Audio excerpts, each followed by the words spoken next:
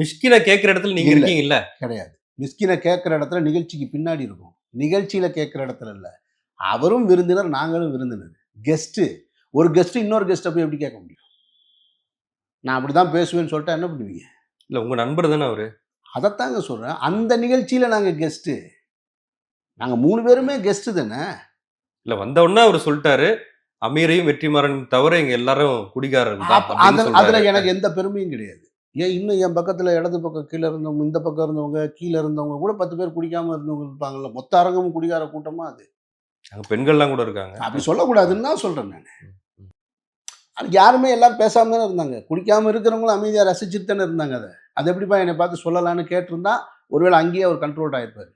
இல்ல முதல்லயே உங்களுக்கு ஒரு கிரெடிட் குடுத்துடுறாரு அவரு. அதனால அ. இந்த கிரெடிட் வச்சு நான் என்ன பண்ண போறேன்? 10 பைசா பிரயோஜனம் கிடையாது. எனக்கு கிரெடிட் குடுத்துட்டு எல்லாரையும் அவமானப்படுத்துவதும் ஏற்புடையது. அதெல்லாம் சபை நாகரிகம் கிடையாது. அவருடைய கருத்தில், பேச்சில் உடன்பாடு இருக்கான்னு இப்ப என்கிட்ட கேளுங்க. நான் பதில் சொல்றேன். அவர் பேசினது உங்களுக்கு ஏற்புடையதான்னு கேளுங்க. நாங்க உண்மையிலேயே அந்த நிகழ்ச்சியில உளமாற சொல்றேன்.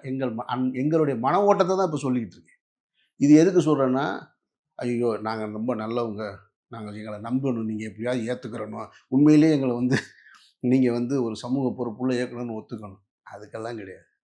நீங்க விமர்சனத்துக்கெல்லாம் வஞ்சுற ஆளுக கிடையாது. நீங்க வைக்கிற விமர்சனத்தை சரியா வைங்க.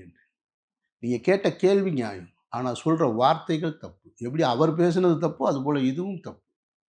அந்த நிகழ்ச்சியில அந்த நி அந் அவருடைய பேச்சை கண்டிக்கிற உரிமை 2 பேருக்கு மட்டும் தான் இருக்கு. 1 பத்திரிகையாளர்களுக்கு, 2வது உரிமையாளரான ரஞ்சித்துக்கு. அவரு அவரோட ஜூனியரு. அவரு அதுக்காக கூட யோசிச்சிருக்கலாம். அதுக்கப்புறம் அவர் கண்டிச்சிருக்கலாம் இல்லையா?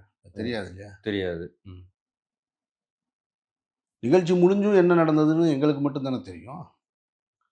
நிகழ்ச்சி முடிஞ்சு நானும் வெற்றிமாறனும் என்ன பேசிட்டோம்னு எங்களுக்கு தானே தெரியும். அது எல்லாத்தையும் சொல்ல முடியாதுல்ல.